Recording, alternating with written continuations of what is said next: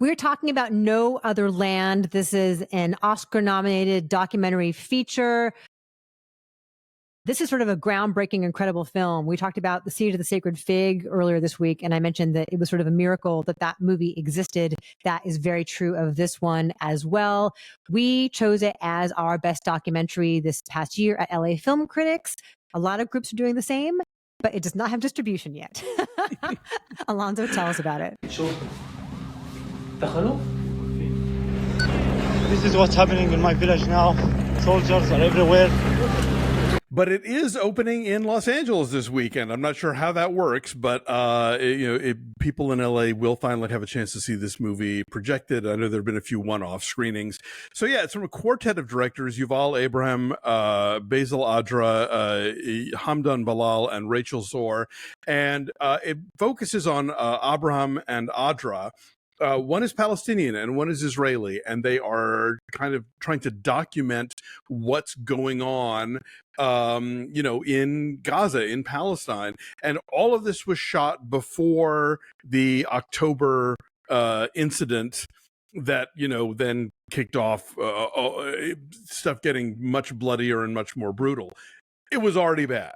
As we see in this documentary, we see settlers coming in and uprooting communities, forcing people to move, taking away, livestock and water supplies, dumping cement into wells to make places uninhabitable.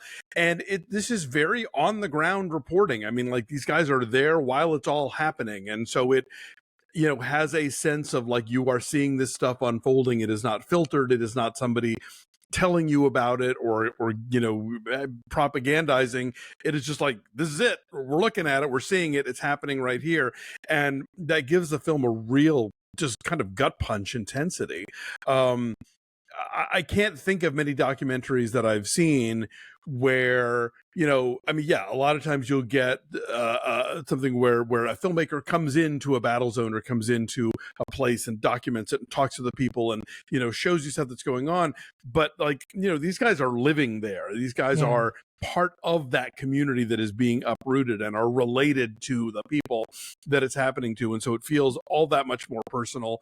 And they will constantly sort of, like, show you a thing that happened and then tell you the official sort of press release version of what went down. It's like, no, that's not true.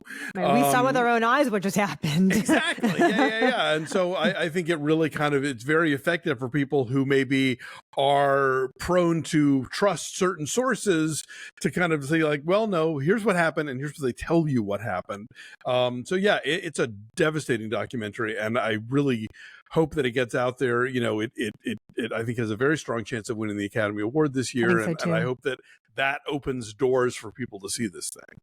I think so too, in the way that Navalny won, for a lot of the same reasons. That it's excellent, but also it makes a statement. For sure.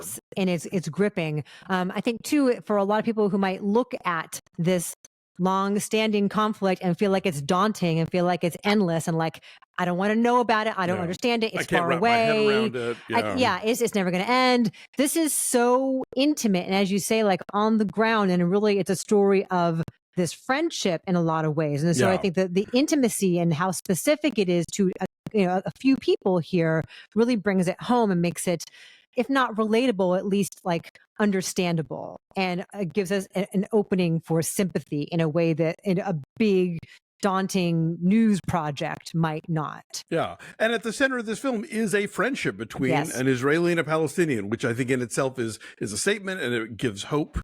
But I think it also sort of, like, puts to the lie of, when protests were happening, certainly in this country and elsewhere, there was this idea of, well, you are clearly anti-Semitic if you're going to protest these actions. And it's like, but what about all the Jewish people who are protesting these actions? Well, they are too. Like, what? So It's very yeah, complicated. it is, and no one documentary is going to fix things or explain all of the many multi-reaching things.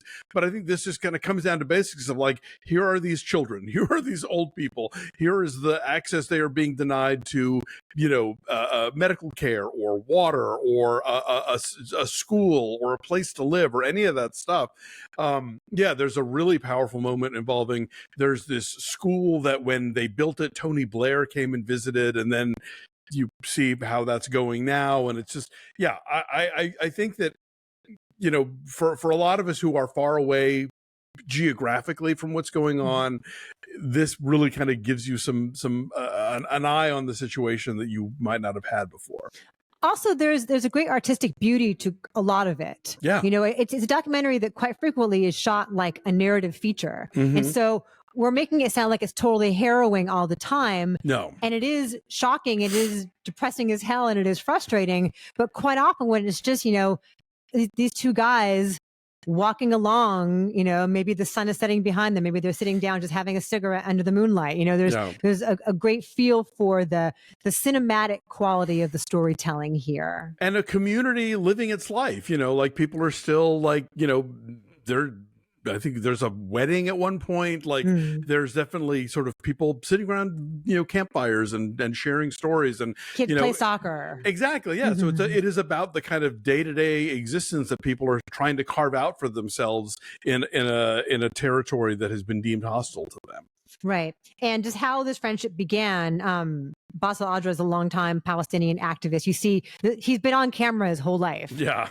And so that gives us this great wealth of footage for many, many years within his village, but also he's a really charismatic and engaging conduit for us. Totally. He's not shy. He's savvy about using those skills, those on-camera skills, to bring us in. Yeah. And so that's really helpful. And so when Yuval Abraham, who is a longtime journalist, goes there to cover this, like, just watching that friendship evolve, you see the early days of them kind of feeling each other out, and then eventually realizing, okay, we can really trust each other, and we come to love each other as deep friends. And so that gives it an emotional underpinning that maybe is also relatable to audiences who might feel like they just don't want to know, and this is just one more thing to think about when the world is on fire.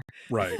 Yeah. No, this movie I think is really successful at giving you like the micro and the macro, and so I think that it is, given how much of a role this conflict has played in global politics for however long. Like I think this is part of that conversation, and I think that for people who don't know anything about it or who are wanting like an entry point to sort of start looking at issues and stuff, this is a really good place to start. Yes, it premiered at Berlin and it has played at other film festivals. It played at Toronto. Yeah. And it's sort of staggering out. So we will put a link in the description to find out more, or just go to Fandango and take a look and see, hey, where's No Other Land playing? I know it's playing a couple theaters in LA this weekend. So I'm hoping that it will be kind of like staggering out to various cities all over the country, and hopefully it will be someplace near you and you can check it out too. Absolutely. What's your number? I will say an 8.8. No, a 9. Let's round up to 9. Yeah, no, I'm a 9 as well. I totally agree. Yeah, seek this film out, and again, like we talk about the Academy Awards and whether they mean anything, and one of the things that they do mean is that a film like this winning means that there becomes more of an effort to like bring it to the public. So for sure, see what happens.